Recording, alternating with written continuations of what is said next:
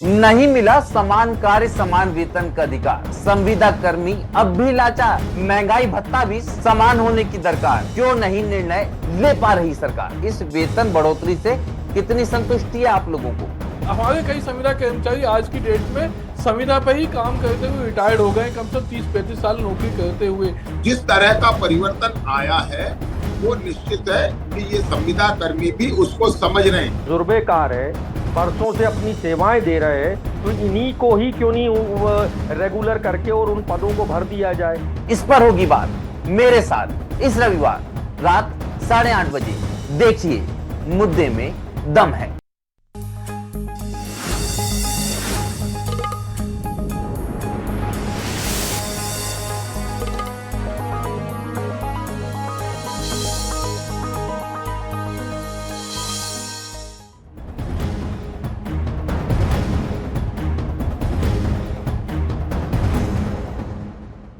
नमस्कार, मैं हूं अनुराग मालवी और मुद्दे में दम है में एक बार फिर आपका स्वागत है। मुद्दे में दम है में आज हम बात करेंगे संविदा कर्मचारियों की। दरअसल संविदा कर्मचारियों का वेतन बढ़ाने की सरकार ने जो है घोषणा ही नहीं की, आदेश भी जारी कर दिया है।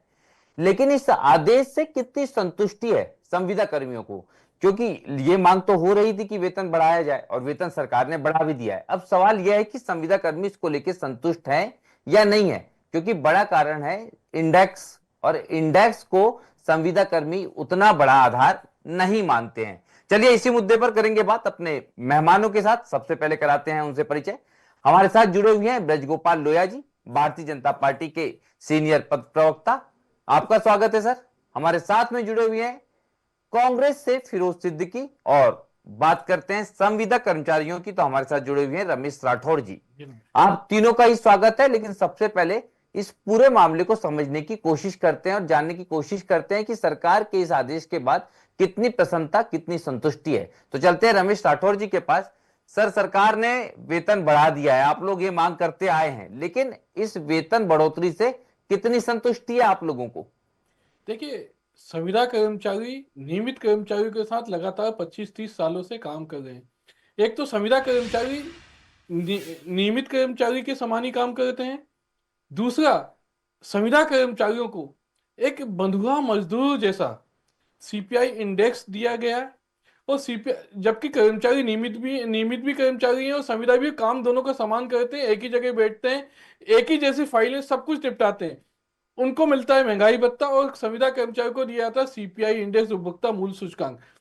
इससे पहले जब संविदा नीति 2023 के पहले संविदा कर्मचारियों को महंगाई भत्ता नियमित कर्मचारियों के समान दिया जाता था सभी विभागों के अंतर्गत।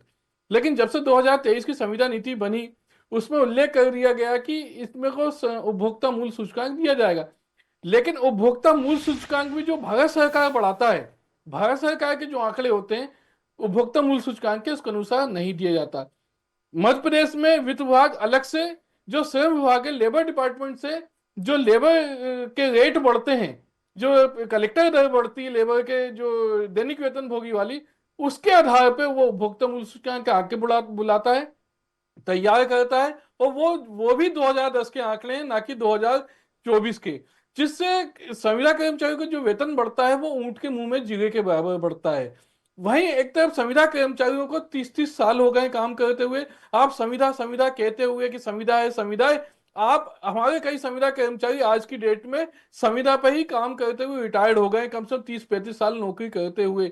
ये जो अंग्रेजों की पद्धति थी, सामंतवादी और शोषणकारी, चाहे कोई भी सरकारें हों, उनको सोचना चाहिए कि ये जो संविदा कर्मचारी हमारे भारत के लोग हैं, यही हमारे भारत के नागरिक हैं, इनके ऊपर देश का भविष्य टिका हुआ है। लेकिन देश के भविष्य के साथ आप बंधुआ मजदूरी और शोषणकारी नीतियों के तहत काम लेंगे तो देश का भविष्य अंधकार में जा सकता है। आज 25 से 30 हजार रुपए मिलते हैं, 30-30 साल काम हो गए। वहीं नियमित कर्मचारी जिनको 30 साल हो गए, उनकी तनख्वाह 1.5 से 2 लाख रुपए के लगभग पहुंचती है। ये बड़े सोचने वाले विषय। वापस आऊंगा रमेश राठौर जी, कुछ सवाल मेरे आपसे भी रहेंगे, लेकिन पहले मैं भारतीय जनता पार्टी के पास चलते हैं। ब्रजगोपाल लोया जी हमारे साथ में। लोया जी, मुझे तो लग रहा था कि वेतन वृद्धि के बाद एक प्रसन्नता नजर आएगी, लेकिन ये तो और आक्रोश में तब्दील हो गई है। क्या वास्तव में जो समान कार्य समान वेतन की बात होती है उससे काफी दूर है ये निर्णय? ब्रजगोपाल लोया जी। देखिए, एक तो मैं सबसे पहले इस बात को कहूं कि संतुष्टि अगर का भाव आ जाना, खासतौर से वेतन के मामले में, तो ये एक देवा स्वप्न है और मैं नहीं समझता हूं। इतना सत्य पर विश्वास हमें भी रखना चाहिए और सत्य बोलने का साहस भी रखना चाहिए। और ये भी बिल्कुल सत्य है कि संविदा के लोगों के जो हक की लड़ाई है उसमें हमारी सरकार उनके साथ है। मैं बड़ा जिम्मेवारी के साथ इस बात को कह रहा हूं। जब ये संविदा प्रथा मध्य प्रदेश में प्रारंभ की गई थी तो 500 रुपए, 350 रुपए प्रतिमाह पर इसे किया गया था और उनके वेतन बढ़ने का या उनके संविदा पर निरंतर बने रहने की भी कोई नीति नहीं थी। जो संविदा नीति 2023 जिसकी चर्चा कर रहे हैं, ये माननीय मुख्यमंत्री तत्कालीन शिवराज सिंह चौहान जी ने ये संविदा नीति लागू की थी और केवल माननीय मुख्यमंत्री जी ने और सरकार ने लागू नहीं कर दी थी। संविदा कर्मियों के साथ बैठकर सरकार ने इस फार्मूले को तय किया था। आपको याद होगा कि इनकी एक महापंचायत मुख्यमंत्री आवास में भी हुई। तो उस फार्मूले के तहत एक निकाला गया था कि उनको जो अवकाश का लाभ पहले नहीं मिलता था वो अवकाश का लाभ भी दिया जाए नियमित कर्मचारियों की तरह। दूसरा, जो वेतन वृद्धि है उनकी अपने आप होती रहे जिस तरह नियमित कर्मचारियों की होती है वो होती रहे। और इस बात से भी मैं सहमति रखता हूं संविदा कर्मियों की कि बहुत सारी संख्या ऐसी है जो सेवानिवृत्त भी हो गई, उन्होंने अपनी उम्र पूरी कर ली और संविदा ही रहे वो। एक और बात है इसमें कि बहुत सारे कर्मी हमारे ऐसे भी हैं जो संविदा में काम कर रहे थे और समय समय पर जब पद रिक्त हुए तो उन्हें उसमें अतिरिक्त अंक देकर उसमें थोड़ा सा आरक्षण देकर सरकार ने उनको नियमित करने का काम भी किया है। ये दोनों स्थितियां हैं। मगर एक जो सबसे खास बात है, जो कंज्यूमर इंडेक्स है देश का वो 2.94% अगर बढ़ा है तो मध्य प्रदेश के कर्मचारियों को उसका लाभ 2.94% मिल रहा है। अब ये एक नीतिगत विषय है। और एक बात मैं जो सबसे महत्वपूर्ण है जो कहना चाहता हूं कि देखिए, संविदा कर्मी हो चाहे मध्य प्रदेश के नियमित कर्मचारी हो, सभी लोग इस बात को बहुत बेहतर जानते हैं कि भारतीय जनता पार्टी की सरकार में चाहे शिवराज जी मुख्यमंत्री रहे हो, इसके पहले उमा भारती जी के काल में आपको याद होगा कि 67,000 लोगों को एक आदेश से निकाल दिया गया था। उनको वापस लाने की बात हो, फिर उसके बाद शिवराज जी ने इनके वेतन 500 से 50,000 तक के ले जाने की बात हो, और चाहे माननीय डॉक्टर मोहन यादव जी के नेतृत्व में पिछले 1.5-2 वर्षों से जिस तरह का परिवर्तन आया है वो निश्चित है कि ये संविदा कर्मी भी उसको समझ रहे हैं। हाँ, परंतु और ज्यादा की मांग हम नावाजिब नहीं मानते हैं, मगर ये सरकार और संविदा कर्मियों के बीच का विषय है। यदि कर्मचारियों के ये हित में बहुत बड़ी बात कहीं ना कहीं ब्रजगोपाल लोहिया जी ने कही कि जो संविदा कर्मियों की मांग है वो नावाजिब नहीं है। फिरोज सिद्दीकी जी के पास चलते हैं। फिरोज जी, ये मामला जो है कहीं ना कहीं मुझे इसलिए थोड़ा ज्यादा तकलीफ देता है क्योंकि मैं देखता हूं कि जिस तरह से महंगाई का स्तर बढ़ा है उस स्तर के अनुरूप अगर वेतन वृद्धि भी हो जाती, मैं मानता हूं समान कार्य समान वेतन संभव नहीं है, सरकार अलग अलग नहीं थी, लेकिन जैसा कि रमेश राठौड़ जी कह रहे हैं उससे कई गुना का अंतर है, इस वृद्धि में काफी कम है ये। फिरोज जी, देखिए, ये काफी कम है। असल बात ये है कि सरकार के पास पैसा नहीं है और वो अपने एस्टेब्लिशमेंट का बजट बढ़ाना नहीं चाहती। तो यही हाल, इसी वजह से जो आप एक उदाहरण दूंगा कि पदोन्नति का जो मामला है, सरकार उसमें दोनों पक्षों को बिठाकर और सुप्रीम कोर्ट के निर्णय की प्रत्याशा में पदोन्नति भी नहीं दे पा रही कि यानी हवलदार की तनख्वाह लो और काम थानेदार का करो। इसी तरीके से इन संविदा कर्मियों को भी संविदा बनाए रखना है। लाखों पद जो है वो खाली पड़े हैं शासन में। जब हमारा कहना ये है कांग्रेस पार्टी का कि जब ये लोग तजुर्बेकार है, बरसों से अपनी सेवाएं दे रहे हैं, तो इन्हीं को ही क्यों नहीं रेगुलर करके और उन पदों को भर दिया जाए। लेकिन सरकार वो पद भरना नहीं चाहती और संविदा कर्मी कम है और पद सरकार के रिक्त पद ज्यादा है। हम तो आज फिर कह रहे हैं भारतीय जनता पार्टी से कि जब आपने मुख्यमंत्री के यहाँ पंचायत लगाई, शिवराज सिंह जी के यहाँ बड़ी बड़ी बातें की, उनसे वोट ले लिए 2023 में, और फिर आप आज वो फिर वहीं सड़कों पर आ गए संविदा कर्मी, तो आखिर ये विसंगतियां हो क्यों रही है?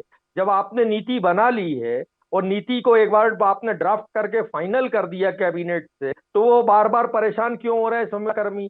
बात तो सही क्या वो 2 रोटी वो भी खाते हैं अपने रेगुलर कर्मचारी, और 2 रोटी कर्मी भी खाते हैं। महंगाई की मार उनका ऊपर पड़ गई, इनके ऊपर पड़ रही है। समान काम उनका भी है और समान काम इनका भी है।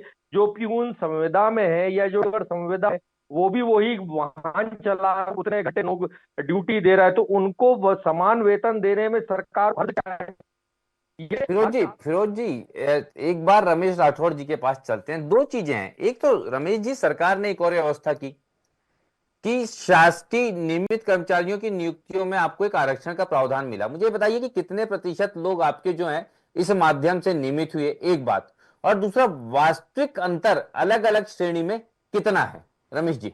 देखिए, सबसे बड़ी बात है कि 5 जुलाई 2023 को माननीय तत्कालीन मुख्यमंत्री माननीय शिवराज सिंह चौहान जी ने महापंचायत बुलाई थी। उस महापंचायत में माननीय मुख्यमंत्री जी ने बहुत अच्छी घोषणा की थी कि आपको नियमित कर्मचारियों की जो भर्ती होगी उसमें 50% का आरक्षण मिलेगा। दूसरा, आपको जो अवकाश है नियमित कर्मचारियों के समान मिलेंगे। तीसरा, कि आपका अब संविदा कर्मचारियों का नवीनीकरण नहीं होगा। जो नवीन संविदा कर्मचारी काम कर रहा है वो यथावत काम करता रहेगा। ऐसी कम से कम 7 घोषणाएं माननीय मुख्यमंत्री जी ने की थी, और उनका वीडियो भी है। वो बहुत अच्छे मुख्यमंत्री थे, उन्होंने अपने दिन का दिल साफ था, उन्होंने बहुत अच्छी। लेकिन जब आदेश निकले, वो आदेश इस तरह के थे कि जो संविदा कर्मचारी अपने आप को उन आदेशों को पढ़ने के बाद जो अधिकारियों ने आदेश जारी किए तत्काल, उस समय ऐसा लग रहा था कि बिल्कुल ठका सा महसूस। एक तो उसमें संविदा नवीनीकरण डाल दिया, संविदा का नवीनीकरण होगा। दूसरे, अवकाश 15 अवकाश कर दिए, वो भी विशेष अवकाश, जबकि एक उल्लेख किया गया था कि नियमित कर्मचारियों को, वाइट है, वीडियो है, सब कुछ, कि नियमित कर्मचारियों को जो भी समस्त अवकाश मिलते हैं वो अवकाश दिए जाएंगे। तीसरा, आपको 50% नियमित भर्ती में आरक्षण दिया जाएगा। लेकिन जब ये आदेश निकले उसमें 50% का आरक्षण तो लिखा गया, लेकिन उसमें एक शब्द लाइन डाल दी गई कि जहां पे भी संविदा कर्मचारी हैं, जितने संविदा कर्मचारी हैं उनके वहां पे उनका 50%, या जो पद है उसका 50%, दोनों में से जो कम होगा वो दिया जाएगा। अधिकांश विभागों में संविदा कर्मचारी है ही नहीं। जो संविदा कर्मचारी हैं वो योजनाओं परियोजनाओं में है। तो जो 50% का आरक्षण मिलना चाहिए था, इससे पहले हमें 20 मिलता था, 20% आरक्षण मिलता था, चाहे वो कोई से भी पद हो, कहीं पे भी पद हो, 20% मिलता था। लेकिन जब से 50% का आरक्षण का हुआ, तो उसमें जो लाइन डली हुई है कि आपको विभागों में जो संविदा कर्मचारी है उसके पदों का 50%, या जो विभाग में रिक्त पद है उसका 50%, दोनों में से जो कम होगा।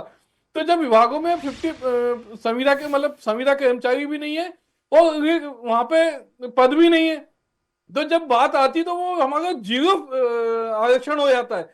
विभागों की वैकेंसियां तो निकल के लगाता है, लेकिन संविदा कर्मचारी को उसको आरक्षण नहीं मिल पाएगा, क्योंकि जो अधिकारियों ने लाइन डाली है वो इतनी खतरनाक डाल दी कि जो परसेंटेज निकल के आ गया, जीरो निकल के आ गया। इससे तो हम 20% जो पहले मिलता था उसे हमारे कम से कम बिल्कुल रमेश जी, यानी कि मान भी लिया जाए, हाँ। मैं वापस ब्रजगोपाल लोहिया जी के पास चलूंगा। सर, आपकी सरकार की मंशा कितनी भी साफ हो, लेकिन ये जो अफसर खेल कर देते हैं उसके बाद तो संविदा कर्मी जो है वहीं के वहीं रह जाते हैं, ठगा सा महसूस करते हैं। रमेश जी की बात माने तो शब्दों का खेल, आदेशों में जो शामिल किया गया उनने संविदा कर्मियों को वहीं के वहीं पहुंचा दिया। यानी कि वादा तो हुआ लेकिन पूरा होने की मंशा नजर नहीं आती। लोहिया जी। देखिए अनुराग जी, बड़ी गंभीरता पूर्वक आप भी सुन रहे थे और मैं भी सुन रहा था रमेश जी। उनकी भाषा में आशा है, आक्रोश नहीं है। और यही जो हम हमेशा कहते हैं, यही कर्मचारियों के साथ हमारी सरकारों का रिश्ता है कि वो हमसे आशा करते हैं, हमसे आक्रोशित नहीं है, क्योंकि उन्हें मालूम है कि जो बेहतर स्थितियां आज प्रदान हुई हैं उन्हें, वो हमारी सरकारों के दौरान हुई है। एक बात और कहता कि हम जो हमारे काल में मांगे होती हैं वो क्यों होती है? 1993 से लेकर 2003 तक ये मध्य प्रदेश में क्या हुआ ये पूरा देश जानता है, उसे बार बार कहने की आवश्यकता नहीं। और तभी ये शब्द खोज कर लाए, ये कर्मी कल्चर को प्रारंभ किया। जो नियमितीकरण की बात अभी रमेश जी कह रहे हैं कि उसमें कम लाभ मिला, देखिए रमेश जी आप भी जानते हैं बहुत बेहतर कि जिस तरह से शिक्षक आप लोग हैं संविदा कर्मी, उस तरह अतिथि शिक्षक हुआ करते थे शिक्षा विभाग में। पिछले वर्षों में, पिछले 1 वर्ष में उनकी नियुक्ति होते होते स्थिति ये हुई है कि आधे के लगभग पदों पर आपके अतिथि शिक्षक जो थे वो उनकी नियुक्ति हुई है। जिन जिन विभागों में निकलते जा रहे हैं वहां बहुत बड़ा लाभ संविदा या अतिथि लोगों को मिल रहा है। दूसरी बात, जो जो मांग की बात है, तो मैंने अनुराग जी बड़ा अनुभव किया। ये एक बार दिव्यांगों ने मांग की थी, आपको याद है, भोपाल में बड़े तालाब के पास, मैं भी उनसे मिलने गया था।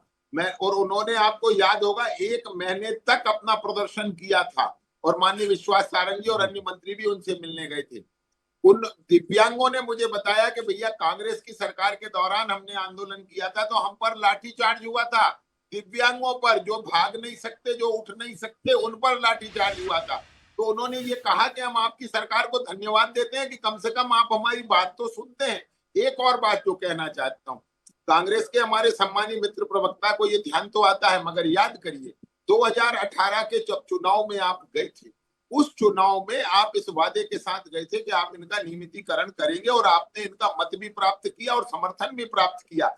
परंतु सरकार में आते 16 दिसंबर से लेकर 23 मार्च 2020 तक जब आप सरकार में रहे, मैं कांग्रेस के मित्रों को ये चुनौती पूर्वक कहता हूं, आप एक कागज दिखा दीजिए कि आपने प्रक्रिया को आगे भी बढ़ाया हो।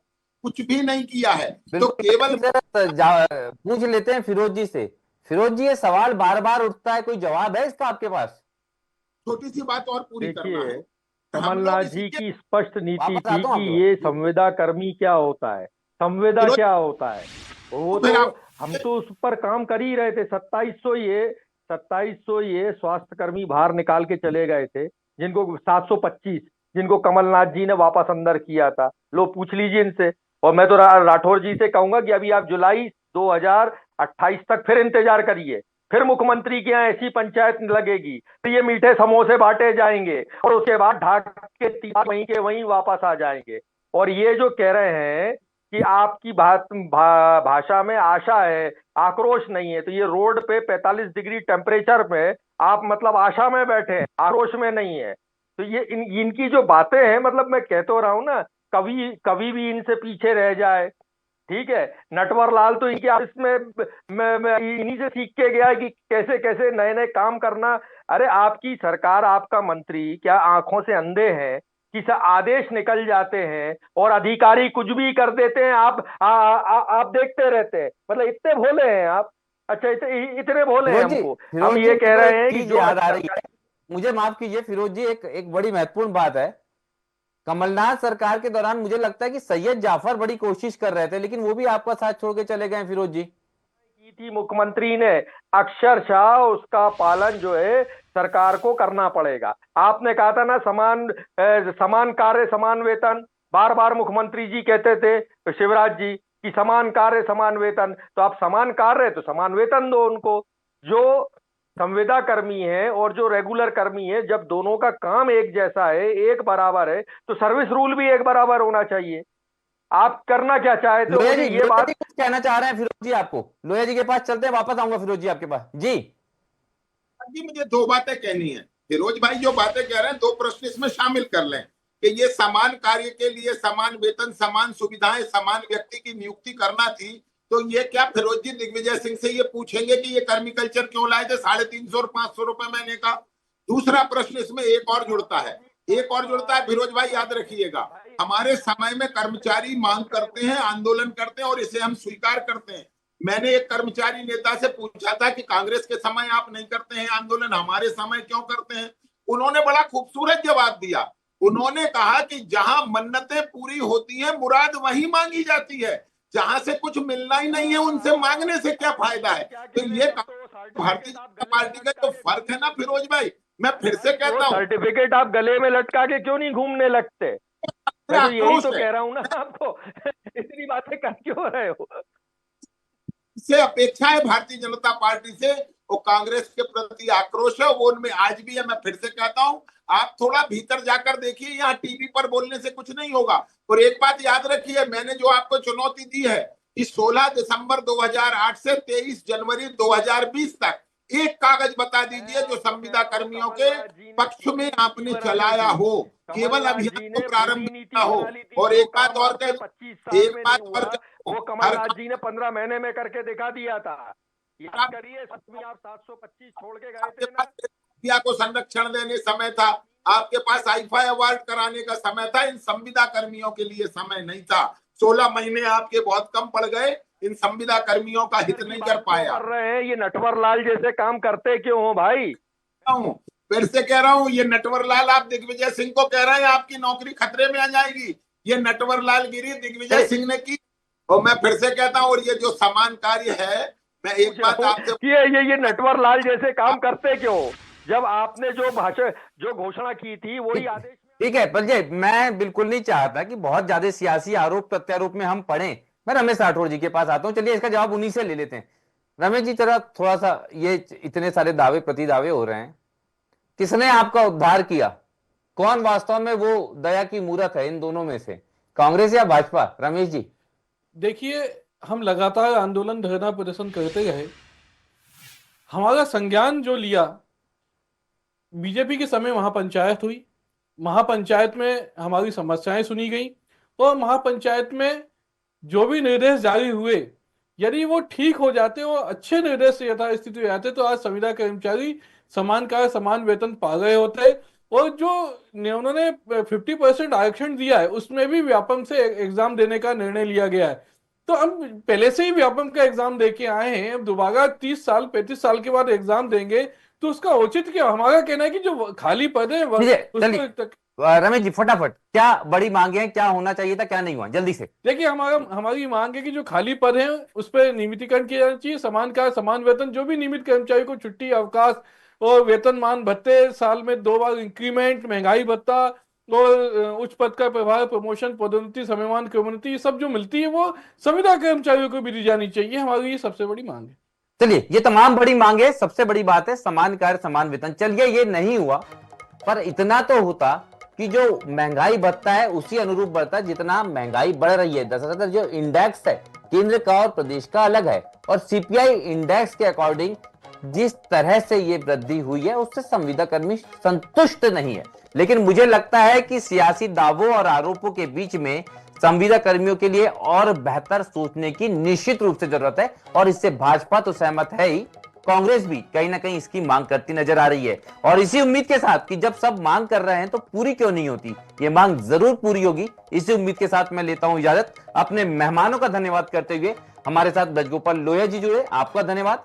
फिरोज सिद्दीकी जी, आपका धन्यवाद। और रमेश राठौर जी, आप तीनों का धन्यवाद। मुझे दीजिए एक बार फिर इजाजत, नमस्कार।